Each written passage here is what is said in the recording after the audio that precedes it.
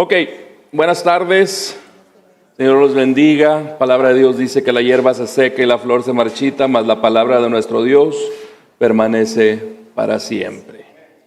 Sean bienvenidos una vez más. Vamos a seguir estudiando esta maravillosa epístola del apóstol Pablo a los Corintios, la segunda carta a los Corintios, la que conocemos como la segunda, que en realidad fue la cuarta carta que les había escrito.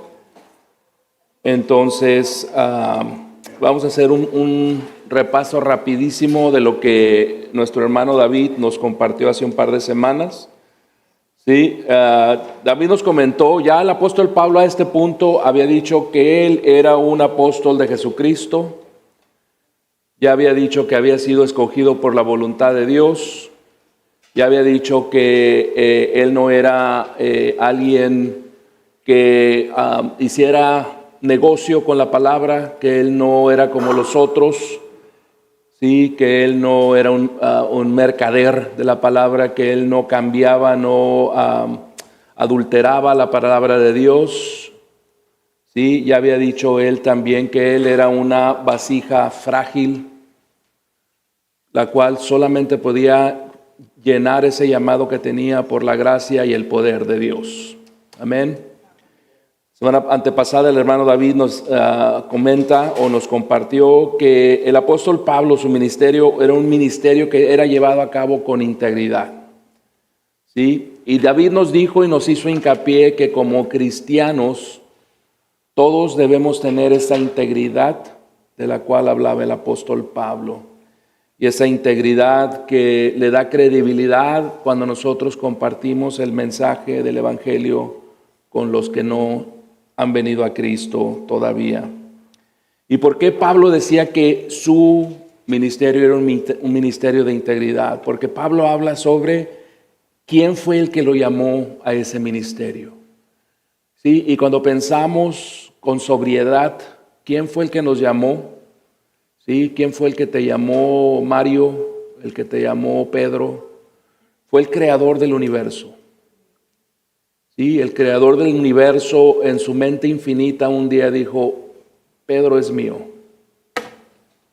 Sí, el Señor creador del universo en su mente infinita un día dijo, Leti es mía. Y con esa verdad tan increíble es que Pablo decía, yo fui elegido por Dios. Sí, el Señor me dio este ministerio como un acto de misericordia, dice Pablo, hace un par de estudios. Él miraba su ministerio como un acto de misericordia del Señor Dios. Entonces David hablaba que el ministerio del apóstol Pablo era un ministerio con integridad. ¿Sí? Y estando conscientes de esto, hermano, nos debería de llevar, como llevó al apóstol Pablo, a vivir de una manera donde él ya no contaba. Donde lo único que contaba era ¿qué? Dios, su gloria. Y llevar a cabo cabalmente ese ministerio, ese llamado al que había sido escogido por Dios mismo. Un punto importante que David recalcó fue el hecho de que a una persona que le falta integridad, ¿sí? Va a estar manchado su testimonio y va a debilitar su testimonio y su compartir con un mundo perdido. Pero eso no quiere decir que el mensaje del Evangelio pierda el poder para salvar. ¿Sí? Porque el poder de salvación está en el mensaje y no en el mensajero. Amén. Entonces, bien lo dice el apóstol Pablo en Romanos capítulo 1, porque no me avergüenzo del evangelio, porque es poder de ¿quién? Entonces no es del que comparte, sino poder de ¿quién? Poder de Dios para salvación para todo el que cree. Amén. También para cerrar este repaso rápido, David tocó un punto importante del cual debemos de estar conscientes, que es el temor del Señor. Pablo decía que él servía con ese temor a Dios, que él llevaba a cargo su ministerio con el temor de Dios. Y David hizo hincapié en el hecho de que temor de Dios no quiere decir terror, un miedo que paraliza. ¿Sí?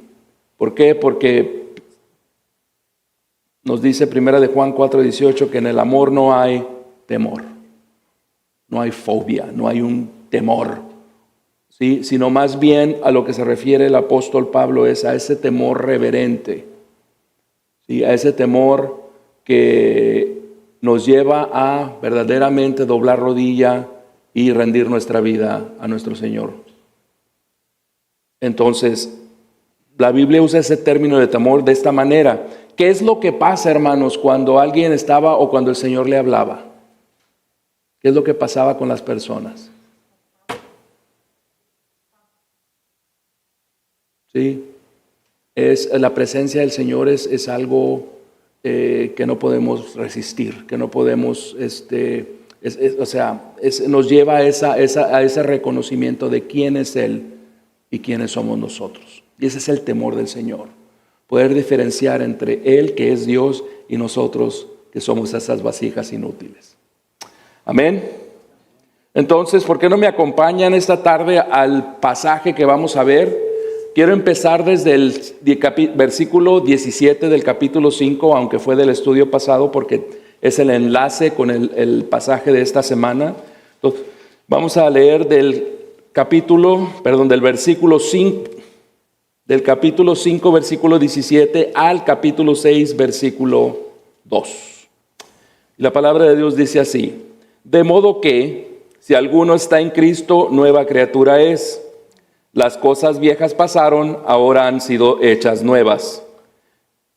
Y todo esto procede de Dios, quien nos reconcilió con Él mismo por medio de Cristo y nos dio el ministerio de la reconciliación. Es decir, que Dios estaba en Cristo reconciliando al mundo con Él mismo, no tomando en cuenta a los hombres sus transgresiones, y nos ha encomendado a nosotros la palabra de reconciliación.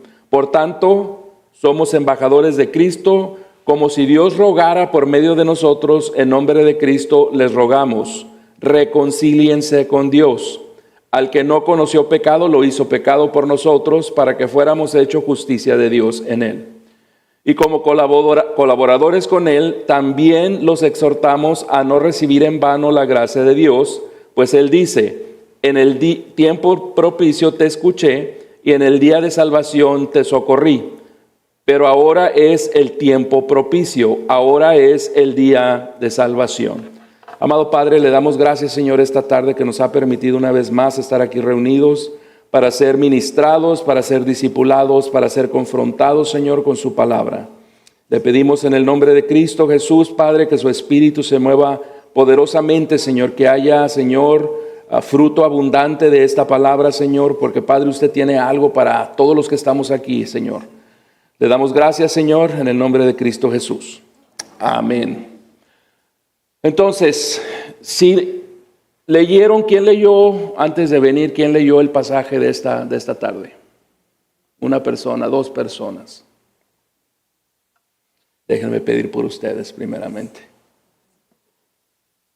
Una de las cosas, aquellos que leyeron, que fueron dos personas, tres conmigo, una de las cosas que debieron haber notado al leer es que el pasaje es totalmente teocéntrico, 100% teocéntrico. ¿Qué quiere decir esto?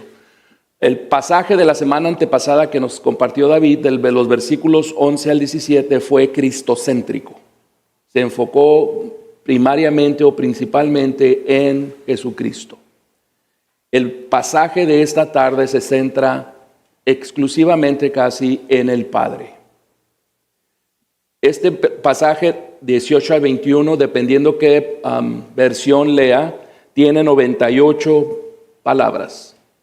De esas 98 palabras, 15 hacen referencia a Dios, a la deidad, primordialmente al Padre. Y esto es bueno, hermanos. ¿Por qué? Porque los cristianos, cuando se trata del tema de la salvación, ¿a quién le damos el crédito absoluto? Cristo Jesús. ¿Sí? Él fue el que fue a la cruz. Cuando viene la Pascua, cuando celebramos a Cristo Jesús. Él resucitó, Él fue a la cruz. Y está bien, no estoy diciendo que no tenga ese crédito que le hemos dado y que merece esa adoración y gloria por lo que hizo. Pero se nos olvida Y ese enfoque en Cristo de alguna manera nos hace a un lado de la atención del Padre. ¿Quién, hermanos, fue el que creó o el que generó en su mente eterna el plan de salvación?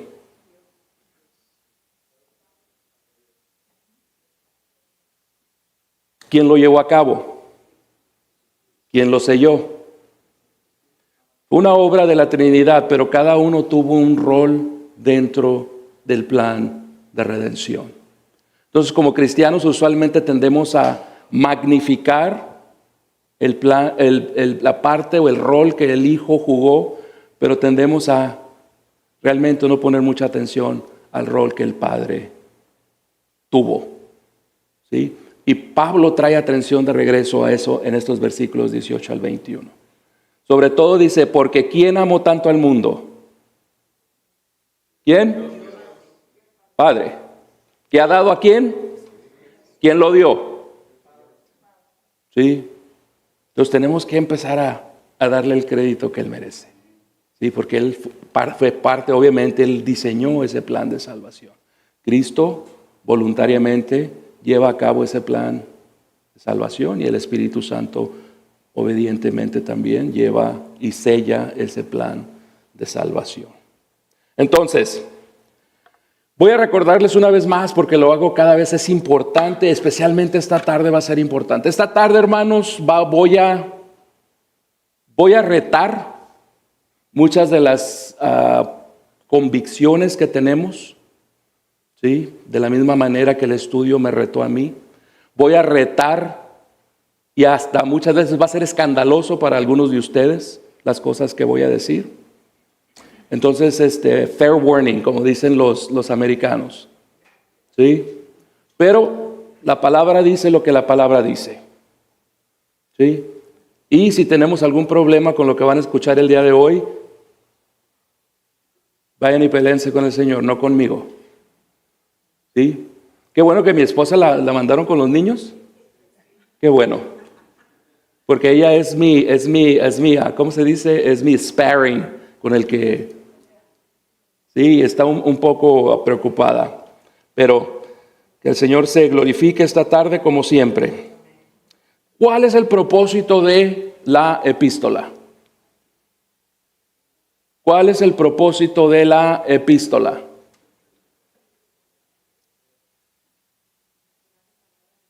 ¿Cuál es el propósito de la epístola de 2 de Corintios? La defensa del apostolado del apóstol Pablo. Es imposible que leamos un libro y lo entendamos correctamente si no tenemos en mente cuál es el propósito del autor. Imposible. Cada quien va a tener una interpretación diferente. Y vamos a llegar a donde estamos en este mundo, donde tenemos sectas para todos, porque ellos interpretan de esta manera este versículo, de aquella manera aquel versículo, de aquella manera tal versículo. Contexto, contexto, contexto. El propósito de 2 de Corintios es la defensa del apostolado del apóstol Pablo.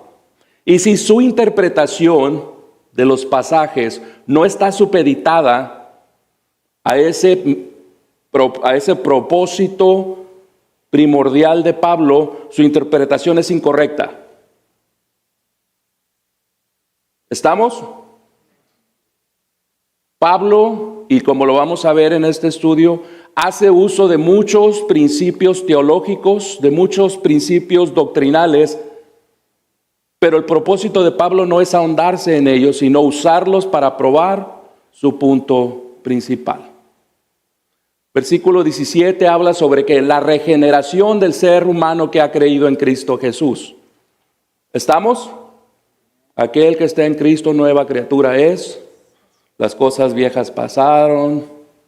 He aquí. El propósito de Pablo no era enseñar acerca de la regeneración. El propósito de Pablo era usar la regeneración para probar su punto, para defender su apostolado.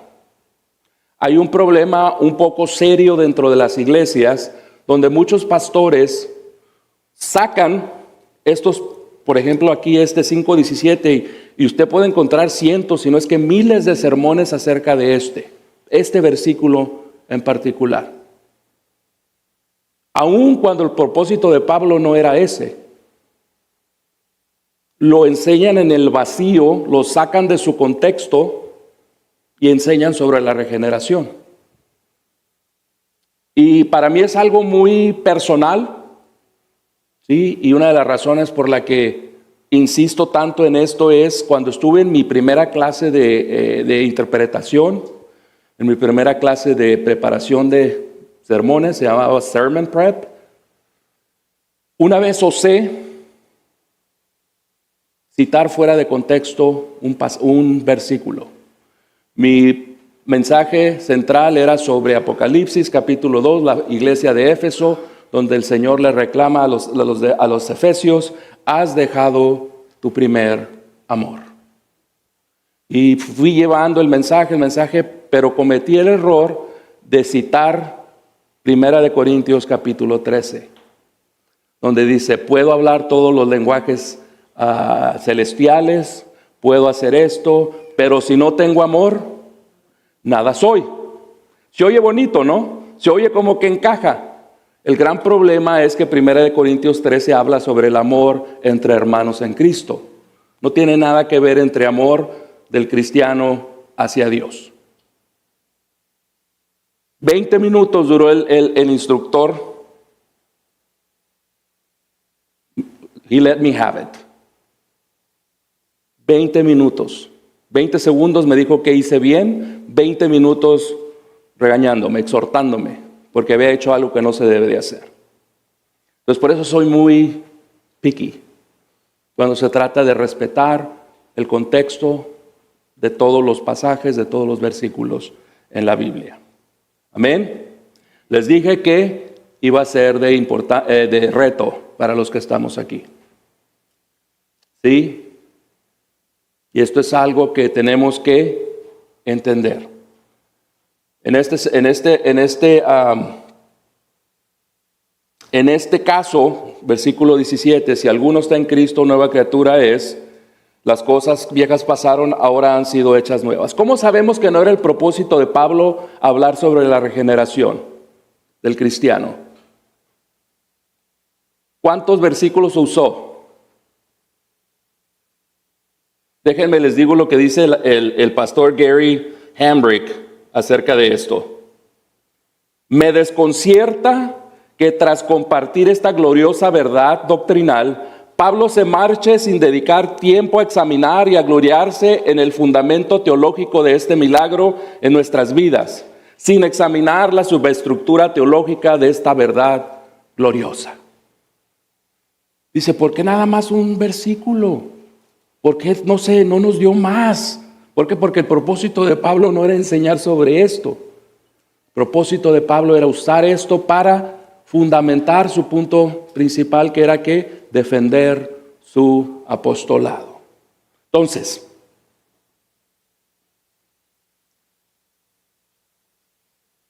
¿cómo es que, y hermanos, voy a leer un poquito más de lo que usualmente leo en mis notas, porque traigo tanto material que sé que no nos alcanzaría a las 45 minutos, una hora que usualmente pasamos aquí. Así es que denme un poquito de gracia el día de hoy.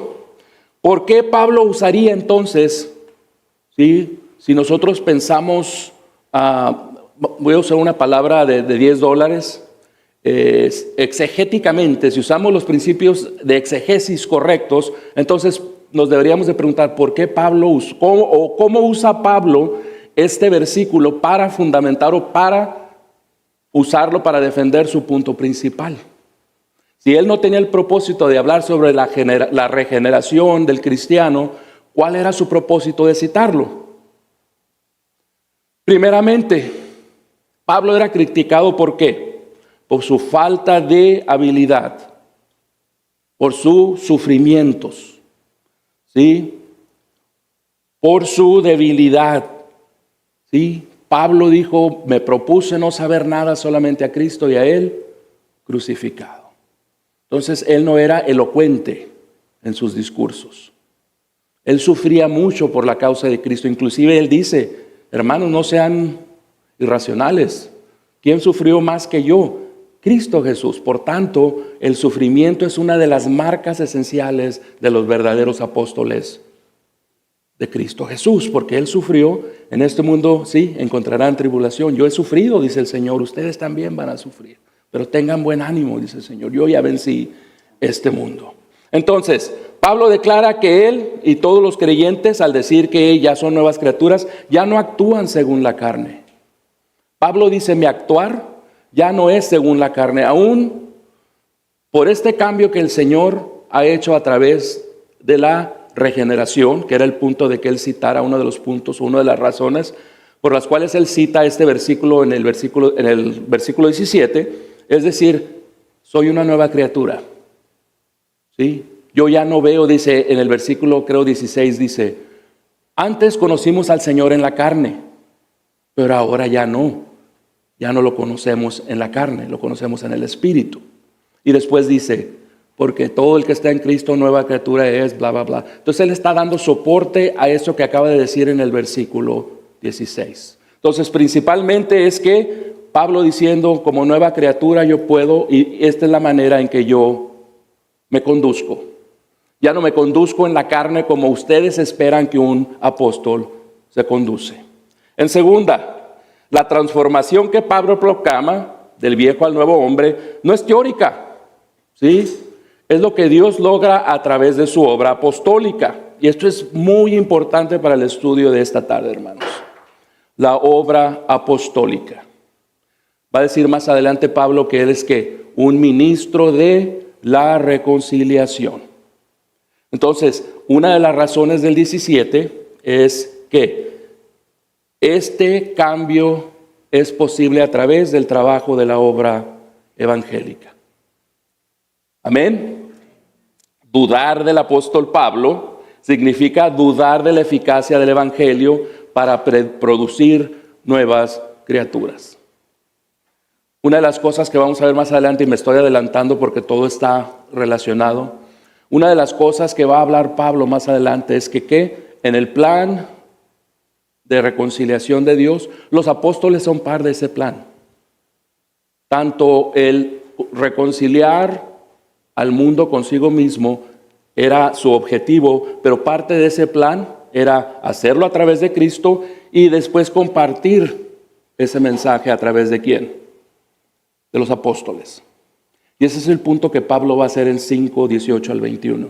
Que rechazar a los apóstoles, rechazarlo a él, el apostolado de Pablo, corren el peligro de rechazar el plan de reconciliación de Dios. ¿Por qué? Porque el apóstol es parte de ese plan de reconciliación de Dios. ¿Sí me explico? Entonces ese es el punto de Pablo. Y aquí en el 17 es un puente para conectar con la siguiente, ¿cómo se dice? Sección, el siguiente pasaje. Es importante el versículo 17, pero tenemos que entenderlo como ese puente, con ese propósito que Pablo lo usó. Ya no soy la misma persona, ¿por qué? Porque Dios, el que está en Cristo, ya no es una persona, por tanto, actúo de una manera diferente, con sufrimientos, ya no me busco mi lucimiento personal, ya no busco crédito para mí mismo, busco crédito para el Señor, estoy dispuesto a sufrir por Él, ¿por qué? Porque soy una nueva persona. El punto no es enfocarse en esa doctrina, sino enfocarse en el efecto de la doctrina en su ministerio y defender el por qué Él es como es. ¿Por qué? Porque es una nueva criatura. Amén. Entonces nos vamos al 18 al 21 y el bosquejo pudiera ser algún bosquejo rápido. Número 1, la fuente de la reconciliación, Dios, la iniciativa de Dios, versículos 18 y 19a. Los medios de la reconciliación, ¿sí? El mensaje encomendado a los apóstoles, 5:18c y 20a. El llamado a la reconciliación, se requiere una respuesta, 5:20b. El fundamento de la reconciliación, la obra sustitutoria de Cristo, 5:21. Y la seriedad y legitimidad de la advertencia de Pablo, capítulo 6, versículos 1 al 2. Este, hermanos, es el corazón teológico de la carta. Estos versículos, 5:18 al 21. Por eso, inclusive, el hermano David escogió el título de ¿qué? Justos o justificados por Cristo. Fuimos hechos justos o justificados por Cristo Jesús. Versículo 18 dice, y todo esto procede de Dios, quien nos reconcilió con Él mismo por medio de Cristo y nos dio el ministerio de la reconciliación. Y todo esto procede de Dios, conecta el 18 con el 17, la obra de regeneración. Todo esto procede de Dios. ¿Pero qué también procede de Dios? El plan de salvación, la resurrección de Cristo que ya tocó en un pasaje anterior. Todo sí procede de Dios. Pero en este caso específico, Pablo está haciendo referencia a lo que acaba de decir en el versículo 17. Todo esto, la nueva persona, procede de Dios. Comentarista Barnett nos dice, el don de Dios de un ministerio, usa la palabra Pablo, diaconía, de reconciliación, al igual de a quien ha confiado su palabra de reconciliación. Y este es el punto de Pablo, hermanos. Este es el corazón del argumento en este pasaje. El plan de Dios era reconciliar al mundo a sí mismo a través de Cristo. Y la parte práctica era que Él toma ese mensaje y se lo da ¿a quién? A sus siervos, los apóstoles. Entonces, el punto de Pablo va a ser rechazarme a mí como apóstol. Mi mensaje es rechazar el plan de Dios, porque mi apostolado es parte de Dios en este gran esquema de la reconciliación. Pongan atención, dice, rechazarme a mí como apóstol, como encargado por Dios para compartir este mensaje de la reconciliación, es rechazar el proceso de reconciliación. Ese es el punto central de este pasaje. Pongan atención, dice. ¿Por qué? Y esto va a tener mucho sentido cuando cerremos en el capítulo 6, versículo 1 al 2. Dios mismo se dirige al mundo, hermanos, a través de las bocas de los apóstoles, quien proclaman la palabra de reconciliación. MacArthur dice, por lo tanto, el apóstol es socio y colaborador de Dios, capacitado por Dios, a través del cual Dios habla y que, como tal, comparte la dignidad del profeta del Antiguo Testamento que declaró, así dice el Señor. Thus saith the Lord. Eso era lo que el profeta del Antiguo Testamento decía cuando iba a hablarle al pueblo. Así dice el Señor. Lo que MacArthur dice es que comparte la misma dignidad del profeta del Antiguo Testamento, el apóstol, que es el que comparte el mensaje de la reconciliación. De este versículo 18, hermanos, hay 3 verdades que necesitamos entender. Dios es la fuente de todo. ¿Es una sorpresa para alguien que Dios sea la fuente para todo? No. 2, Dios actuó a través de la muerte de Cristo y solo Cristo es el medio de la reconciliación. ¿Alguna sorpresa para alguien? El 3 es el clave para el punto de Pablo. El tercer punto es, como parte de este don, de este regalo de Dios a nosotros, es decir, el ministro de la reconciliación, dice Pablo, los apóstoles tienen el privilegio y la responsabilidad de participar en esta gran empresa divina y deben llamar a todos a ser reconciliados con Dios. Vamos a oír este tema recurrente. Los apóstoles son los encargados, son los cuales a Dios les dio el privilegio de compartir este mensaje de reconciliación. Entonces Pablo les dice, pónganse buzos, abran los oídos. Rechazarme a mí como su apóstol es rechazar el plan de reconciliación de Dios. ¿Recuerdan cuál era el problema en la iglesia de Galacia? ¿Los Gálatas? ¿Sí? ¿Sí se acuerdan? Amén. 1. Era el mismo. Se estaban alejando del mensaje del apóstol Pablo. habían entrado falsos maestros que los querían llevar de regreso a la ley. Por eso Pablo les dice, ya seamos nosotros, uno de nosotros, aún un ángel de cielo les traiga un evangelio diferente, que sean malditos, anatema. Este era el mismo punto que Pablo estaba haciéndole a los corintios. Se estaban dejando arrastrar por falsos maestros y estaban rechazando al apóstol de Dios, que era el cual había sido facultado, enseñado y encomendado para llevar a cabo el ministerio de reconciliación.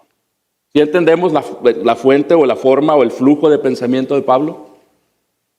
Y cuando consideramos ese tema central, las demás cosas tienen sentido.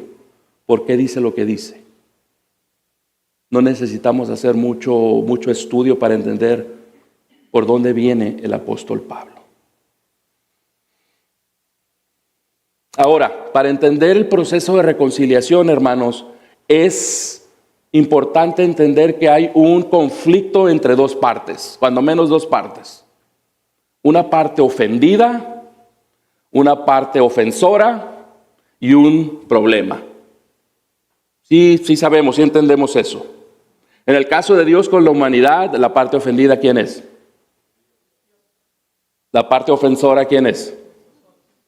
¿Y el problema cuál es? ¿La tensión cuál es? El pecado. ¿Sí? De la manera que debería de suceder es que la parte ofensora reconoce su ofensa y hace todo lo que tenga que hacer para reconciliarse con la parte ofendida. En el caso de Dios no fue así. ¿Quién fue el que buscó la reconciliación? Dios inicia esa reconciliación. Y debemos de gozarnos como creyentes cuando entendemos que Dios, ¿sí?, volteó la tortilla, como decimos en México, y dijo, yo voy a buscar esa reconciliación. ¿Y lo hizo a través de qué? De Cristo. Ese conflicto entre la humanidad y Dios es el pecado, lo cual llevaba a que despertó la santa ira de Dios. Dios tiene que castigar el pecado. ¿Sí entiende eso usted, hermano? Que Dios no tiene opción. Dios tiene que castigar el pecado. Dios no puede nada más perdonar el pecado. Tiene que haber una compensación para, ¿cómo se dice? Apaciguar la santa ira de Dios. Dios está airado con el pecador. ¿Han oído esa frase que Dios ama al pecador? Dios está airado con el pecador.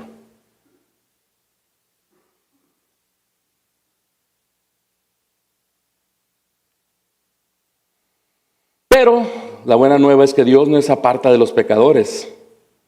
¿Qué nos dice Romanos capítulo 5, 8? Dios muestra su amor para con nosotros, que aun cuando éramos, Cristo murió por nosotros. Amén. Entonces, una gran diferencia vamos a decir, el término justificación, somos justificados por medio de la fe en Cristo Jesús. Una gran diferencia cuando un juez le dice a un indiciado no culpable, el juez se retira, se va y no vuelve a saber nada más del indiciado. ¿De acuerdo? El juez del universo no solo nos dijo no culpables, sino que estableció o quiere establecer una relación con nosotros. ¿Sí? Ahora, ¿sabemos cuál es la diferencia entre no culpable e inocente? La justificación no nos declara inocentes, hermano. Nos declara no culpables. ¿Entienden la diferencia entre inocente y no culpable? ¿Cuál es?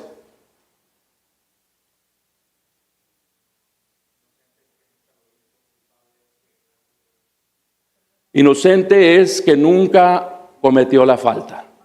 El único inocente ha sido Cristo Jesús. No culpable es que no hay pecado o no hay nada que pagar por la falta, porque ya fue pagada, ya se satisfizo la falta. Entonces, por Cristo haber satisfecho el precio por el pecado en la cruz, nos puede el Señor ahora declarar no culpables, porque ya no hay nada que pagar, ya se pagó. ¿Sí me explico? Y eso es lo que Dios estaba haciendo en la cruz. Dios estaba satisfaciendo su santidad. Dios estaba satisfaciendo su justicia, porque Él tiene que castigar el pecado. Él no puede nada más olvidarlo como si nunca hubiera sucedido.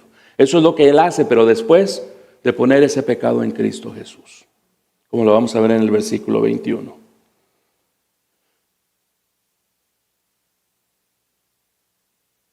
Ahora, cuando Pablo dice que se le dio el ministerio de la reconciliación, es importante entender qué quería decir con la palabra ministerio.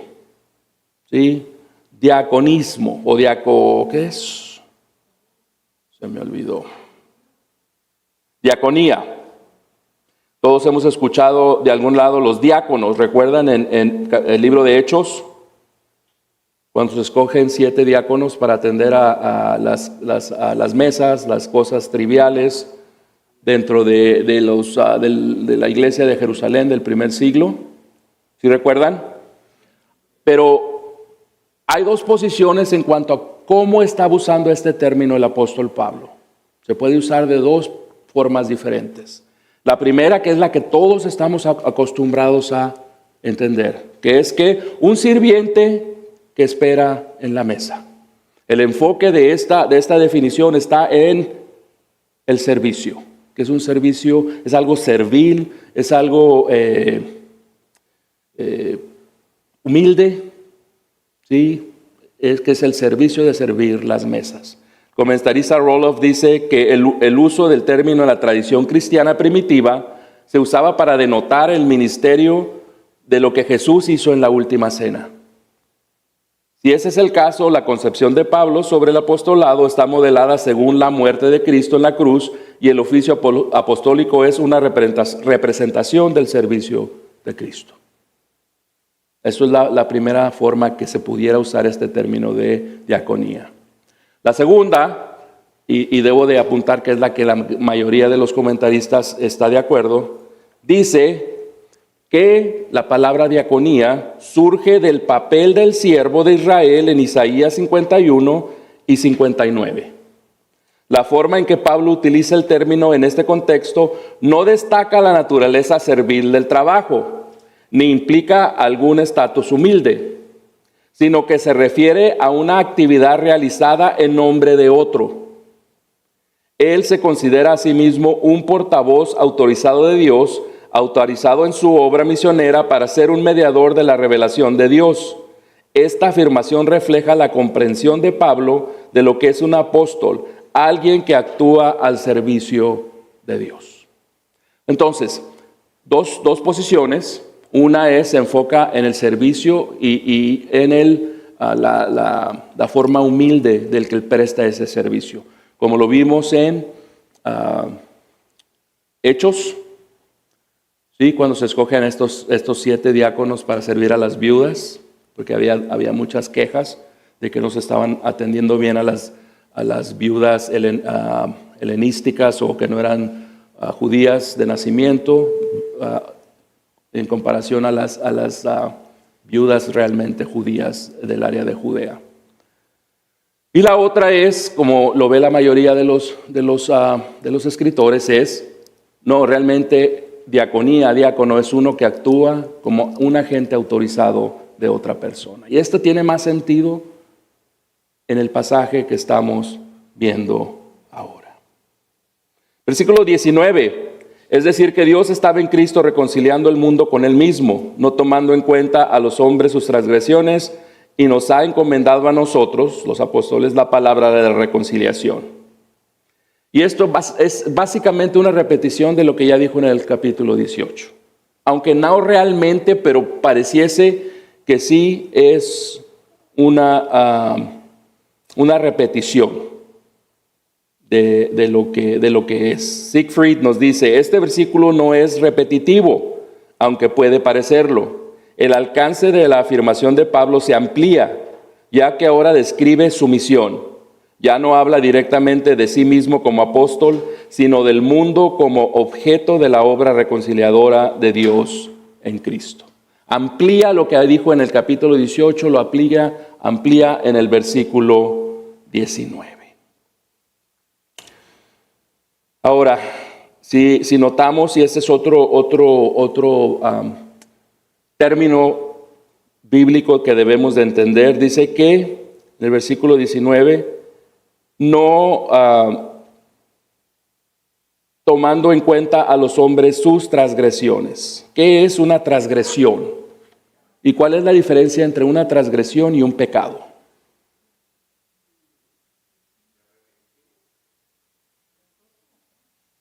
Las dos son ofensas, correcto.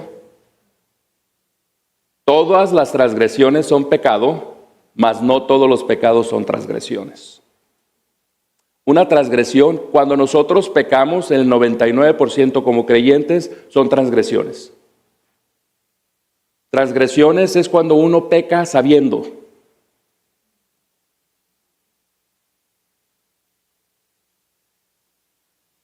Cuando uno peca, Pablo dice que él no supo lo que era el pecado hasta que se le confrontó con la ley. Hasta que la ley le dijo, no robarás, no esto, no el otro. Entonces, él conoció que estaba transgrediendo la ley. Entonces dice que en ese el Señor estaba eligiendo o estaba buscando o ya no reconocían las transgresiones de los hombres. Amén. Entonces el juicio de Dios no conlleva condenación, hermanos, sino que nuestra reconciliación con Dios. Y eso para mí es algo que me llena de gozo.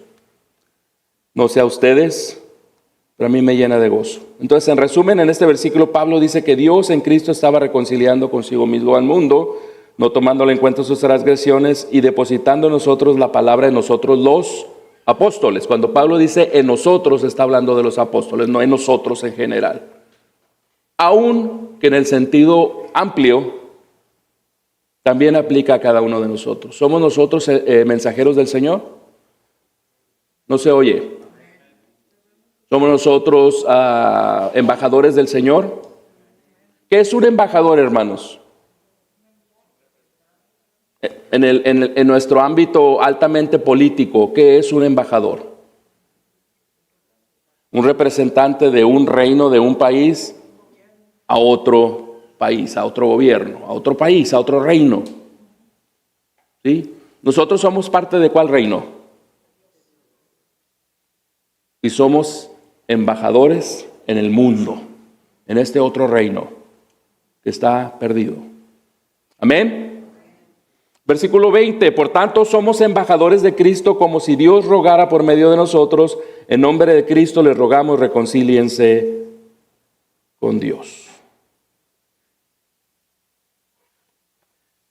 Y parece que fuera repetitivo, pero hay cosas que se añaden en cada uno de estos versículos. Ahora, a mí me sonó un poquito, Dios no ruega. ¿Por qué Pablo dice que como si Dios rogara por medio de nosotros? Pudiese haber sido traducido un poquito mejor, nos insta a, por medio de nosotros, reconcíliense con Dios. Dios pide. Dice que Dios no quiere que el impío se pierda. Entonces, básicamente Pablo dice, nosotros somos embajadores de Cristo, somos representantes de Cristo, por medio de los cuales Dios está instando, está invitando, está pidiendo al mundo que se reconcilie con Él. Una vez más, el papel de Pablo como un embajador, como un enviado de Dios, para llevar ese mensaje de reconciliación. Si entendemos la implicación una y otra vez que Pablo tiene en estos versículos, él es parte de este plan de reconciliación.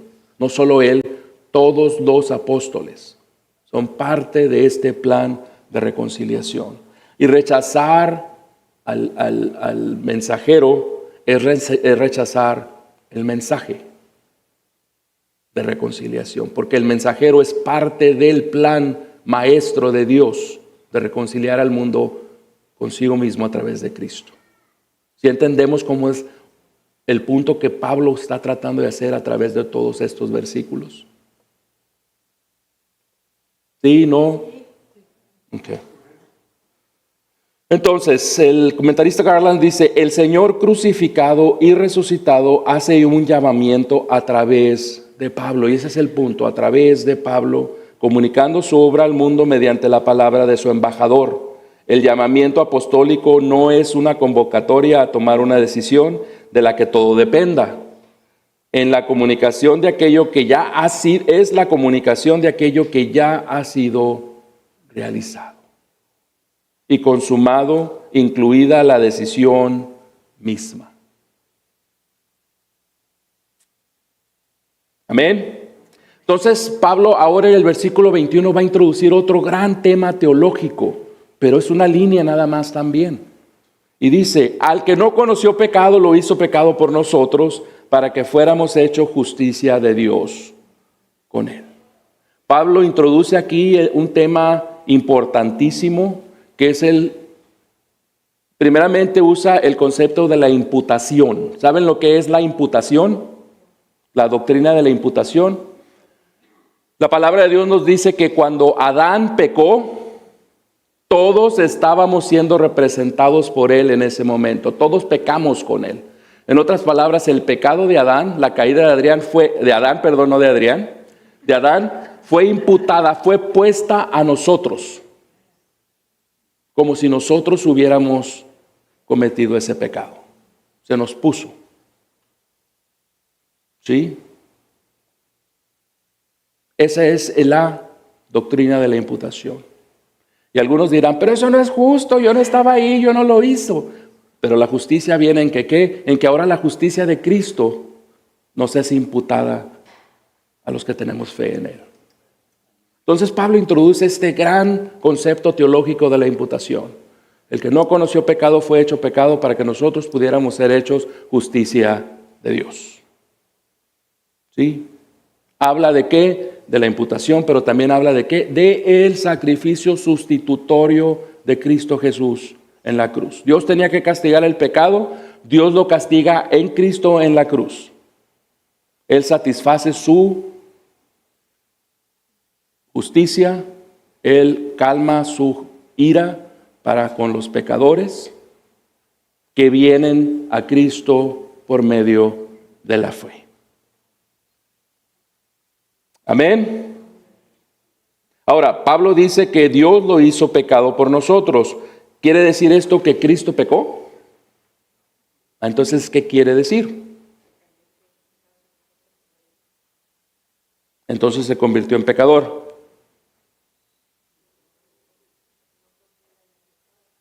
Ok, entonces esto presenta un problema teológico. ¿Qué quiso decir Pablo cuando dijo que Dios lo hizo pecado por nosotros? Y como todo asunto teológico, hay cuando menos 2 o 3 posiciones. Las 3 principales son las siguientes. Cristo fue hecho ofrenda por el pecado. Realmente no fue que Él se convirtiera en pecador, en pecado, sino que fue dado como ofrenda por el pecado. Otra es que Cristo solo carga con nuestros pecados, ¿sí? Tomó la culpa, la penalidad, pero Él no pecó en sí. Solamente se le pusieron, o el peso de esos pecados fueron puestos en Él, pero Él no pecó. Y la tercera dice que es una identificación representativa. Así como se dice que los creyentes llegan a ser justicia de Dios sin volverse intrínsecamente perfectos. En otras palabras, nosotros somos hechos justicia de Dios. ¿Somos realmente justos nosotros? ¿Somos justos? A los ojos de Dios somos justos, pero realmente no somos justos porque seguimos todavía con ese hombre viejo y seguimos pecando. ¿Sí? Esto es lo que dice esta posición, que Cristo realmente, Pablo dice que Dios lo hizo pecado, ¿sí? Pero realmente de la misma manera que se dice que nosotros somos justos. Realmente no es que Él se convirtiera en pecado, sino que se está hablando de una manera representativa. Estas son las tres posiciones principales. ¿Sí? La primera para mí es un no. Esto violenta el pasaje y la estructura de Pablo cuando hace la comparación y el contraste entre la justicia, entre el pecado, entre la injusticia, and so on. Para mí más que nada tiene que ver la tercera, una identificación representativa, pero cada quien que llegue a su conclusión.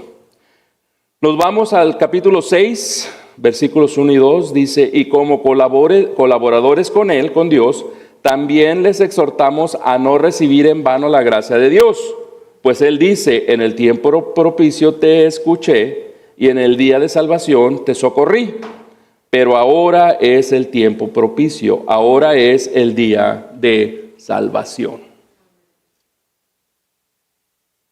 ¿De qué está hablando Pablo? De estos dos versículos se han hecho cientos, si no es que miles de sermones acerca de que esta es una invitación evangelística a aceptar la salvación de Dios. ¿Por qué? Porque el día de salvación es hoy. ¿Cómo pudiese, si esa es su posición, si ese es su entendimiento, cómo puede usted conectar eso a la defensa del ministerio de Pablo? ¿Cómo apoya eso el ministerio o la defensa del ministerio de Pablo?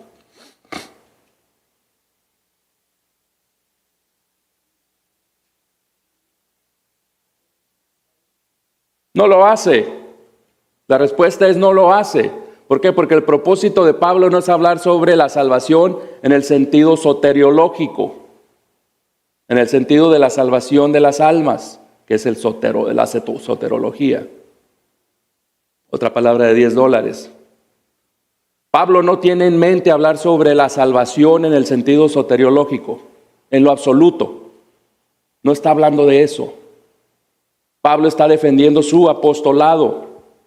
Y ese es el gran problema de sacar contextos y enseñar una serie doctrinal y todo en un solo versículo que es sacado de su contexto.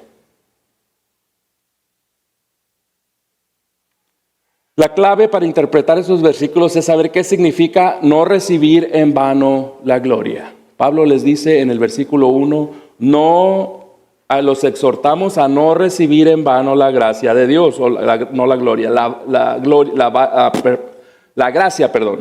gracia de Dios. La clave para interpretar estos dos versículos es esa. Entender qué significa recibir en vano la gracia de Dios. Una vez más, cuando hay un asunto teológico hay dos o tres o más posiciones. En este caso, una vez más, tenemos que tener en mente cuál era el propósito de 2 de Corintios.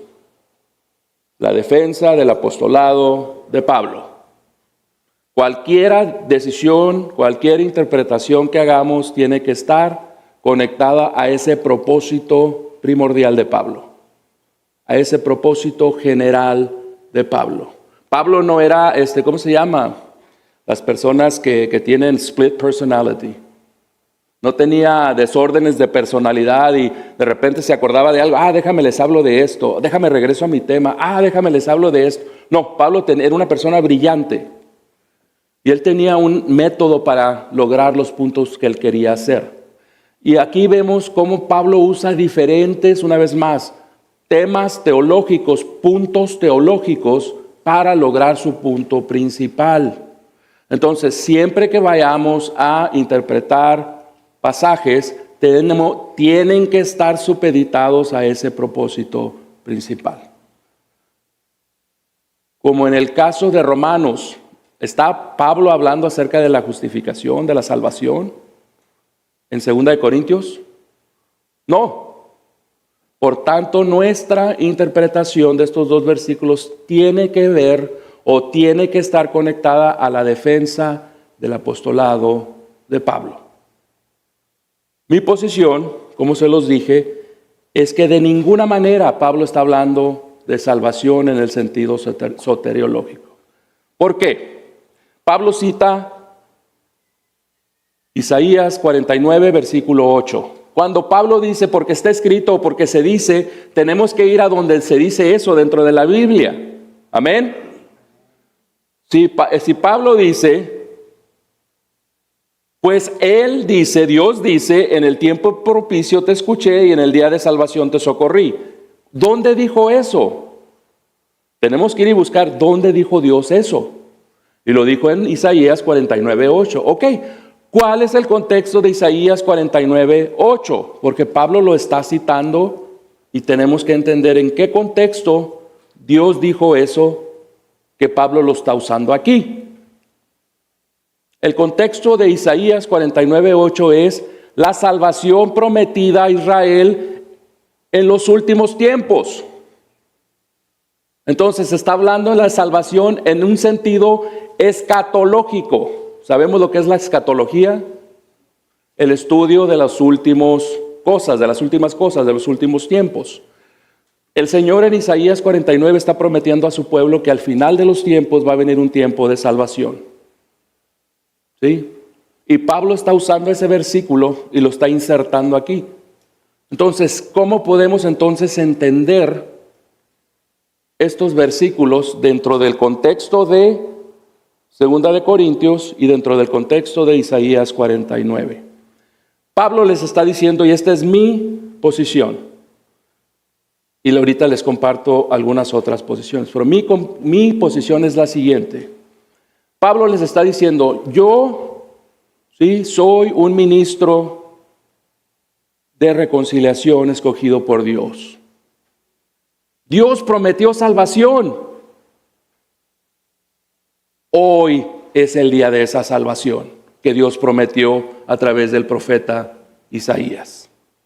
Por tanto, dice Pablo, no reciban en vano la gracia que Dios les ha dado. Que pudiese significar tres cosas, como les dije, diferentes posiciones. La primera, algunos creen que Pablo realmente está hablando acerca de una invitación evangelística. No hay una verdadera apoyo para esta posición. ¿Por qué? Porque los corintios, ¿cómo los ha llamado Pablo a través de 1 y 2 de Corintios? Hermanos amados. A los corintios llamados santos. Entonces, ¿cómo es que Pablo, sabiendo que está escribiendo a santos, a creyentes, les va a hacer una invitación evangelística, una invitación a la salvación en el sentido soteriológico?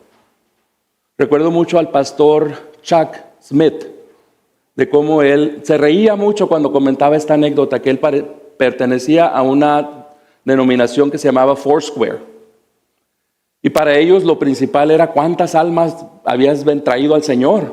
E inclusive a finales de servicio los domingos se hablaban unos a otros. Yo tuve 200, yo tuve 50. Dice, y pues yo, ninguna. Algunos domingos me daba vergüenza porque ninguna. Dice, y hacía estos sermones hermosos, grandiosos sobre salvación. Pero después me di cuenta que se los estaba predicando a los santos, que no ocupaban salvación, que ya eran salvos.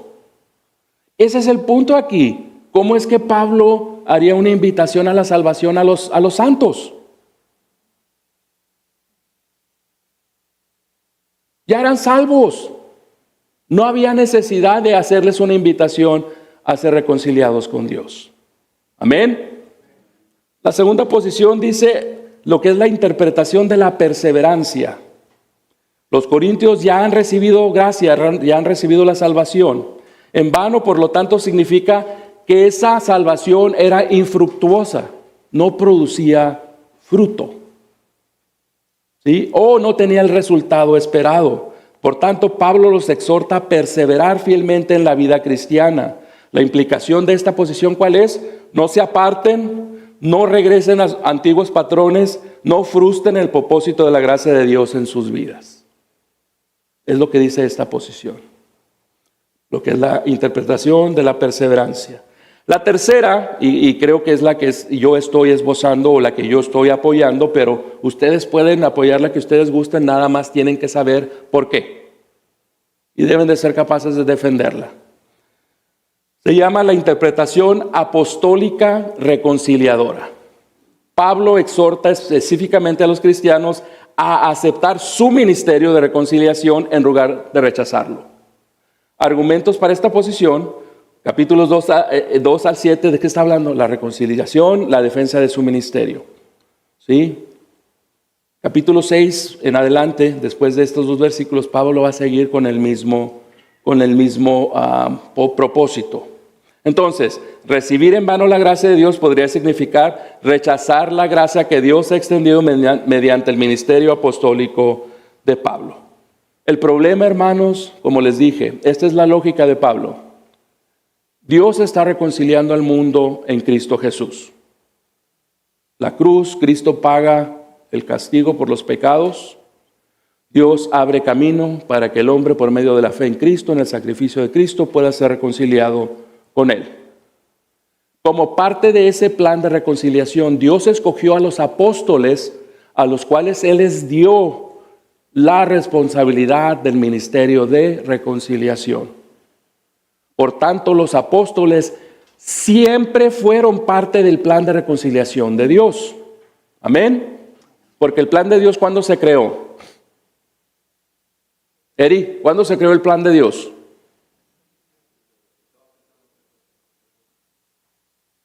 ¿Cuándo se creó el don de Dios? Dios no está afectado por el tiempo. ¿Cuándo? Desde siempre. Desde antes de la fundación del mundo. Porque Dios no está afectado por el tiempo. Dios creó el tiempo. El tiempo se ha probado que es una dimensión física que Dios creó.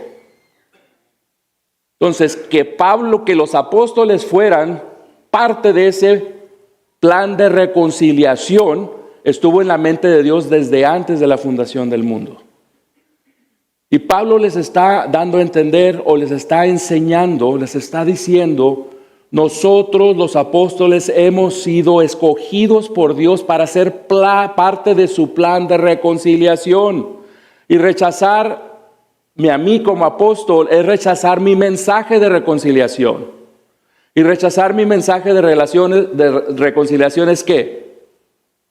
Rechazar el plan de reconciliación en sí. Porque yo soy parte de esa reconciliación, yo soy parte del plan de esa reconciliación. Me rechazas a mí, como resultado rechazas mi mensaje y como resultado último rechazas el plan de reconciliación. Por eso Pablo les está diciendo aquí en el versículo 2, no hagan uso en vano de la gracia de Dios. ¿Sí? De la gracia de Dios. No hagan uso en vano de esa gracia. ¿Por qué? Porque Dios ya había prometido esta salvación que está ocurriendo. Isaías 49:8. Y ese día de salvación es hoy. Está ocurriendo en su misma presencia, y nosotros somos los embajadores de ese ministerio de salvación, de reconciliación. Por tanto, no tiene nada que ver con una invitación a la salvación. Simplemente les está diciendo, ustedes saben, en las Escrituras Dios ya había prometido esta salvación. ¿Sí? Isaías 49:8. ¿Sí? Rechazar a los apóstoles es rechazar su mensaje, es rechazar la reconciliación. Por tanto, dice, reconcíliense conmigo. Acepten mi apostolado. Acepten mi mensaje, que es parte de este gran plan de reconciliación que Dios hizo con el mundo a través de Cristo Jesús. Amén. Entonces, esta noche sé que ha sido pesada. Créanme que para mí fue lo que se llama abrumador la cantidad de mensajes. Usualmente mis mensajes, hermanos, son 7 hojas de notas. Esta traigo 12. Y corté mucho material que traigo ahí. Por eso me vieron que estaba, ok, esto no, esto sí, esto no. Porque si no me hubiera aventado cuando menos otra hora. Y ya los miré a muchos. Básicamente, el mensaje de esta noche quiere decir que, número uno, somos embajadores. Como les dije, en el sentido estricto, Pablo hablaba sobre los apóstoles. Pero en el sentido amplio, nosotros somos embajadores de Cristo también. Por tanto, somos responsables. Y no sé si ha sentido el peso en sus hombros de saber que es responsable de compartir, de llevar a cabo ese ministerio de reconciliación. Alguien lo hizo por ustedes, ¿no? Ustedes no en la mañana despertaron y dijeron, hoy voy a hacer la paz con Dios. Alguien les compartió, directa o indirectamente, pero alguien les compartió. En mi caso fue indirectamente porque fue a través del radio. Pero en el caso de la gran mayoría fue uno a uno. Somos embajadores, ¿sí?, de Cristo. Somos responsables de llevar ese mensaje de reconciliación al mundo que perece. Si no lo sabíamos antes de entrar el día de hoy, la buena y mala noticia es que ahora sí lo sabe. Ya no hay excusa. Somos requeridos por Dios, el creador del universo. ¿Sí? El gran yo soy. Somos requeridos a ser embajadores de su ministerio de reconciliación. ¿Entienden lo que eso requiere, hermanos? Volteen a ver la vida del apóstol Pablo. Pablo no solo compartía el mensaje, Pablo vivía el mensaje. Y decía que el sufrimiento era la prueba suprema de que él era un verdadero apóstol de Cristo Jesús. Nosotros nomás hace un poquito de calor y ya no queremos ir a ningún lado. Él estaba dispuesto a poner su vida en la línea y la puso muchas veces e inclusive una vez la perdió y el Señor lo trajo de regreso. Entonces la gran enseñanza de hoy, hermanos, es esa. Cristo, Dios, reconcilió al mundo a sí mismo. Él tomó la iniciativa. Él es la fuente de todo. Cristo llevó a cabo ese gran plan de reconciliación. Ahora es nuestro trabajo. Ya no hay apóstoles, hermano. Ya no hay apóstoles. Aunque algunos se han autonombrado apóstoles, ya no hay apóstoles en el sentido bíblico. Ahora la responsabilidad recae en ti, en ti, en ti, en mí. ¿Cómo estamos llevando a cabo esa obra? Llegaremos a la presencia del Señor y nos dirá, ¿recuerdas aquella vez? Mi espíritu te estaba diciendo, comparte con esa persona y no lo hiciste. Yo les voy a decir una anécdota que yo tuve. Fui a visitar a un primo mío al seguro allá en México, estaba muy enfermo. Y estuve con él y estuve compartiendo con él en su cama. Y a un lado tenía, ya ves que en México son bien privados los hospitales públicos. A un lado de él había no sé cuántas gentes, pero estaba una persona que estaba súper atenta y nomás estaba así, le hacía con las manos así. Y me dice, yo no me di cuenta, para mi vergüenza, pero mi esposa me dice, hey, comparte con él. Bueno, voy y comparto con él y después le digo, ¿cómo ves? ¿Aceptas que has pecado? ¿Aceptas que ocupas a Cristo? Y oró conmigo. ¿Fue genuino? No lo sé, solo Dios sabe. Pero esas oportunidades, creo yo fielmente que el Señor un día nos va a recordar.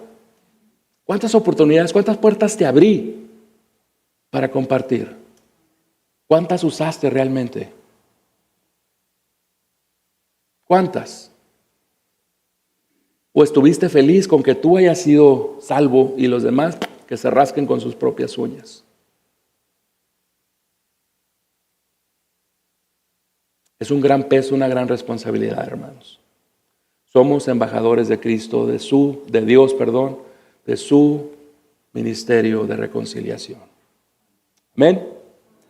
Amado Padre, gracias le damos, Señor, por esta tarde que nos ha, Señor, ministrado grandemente con su palabra.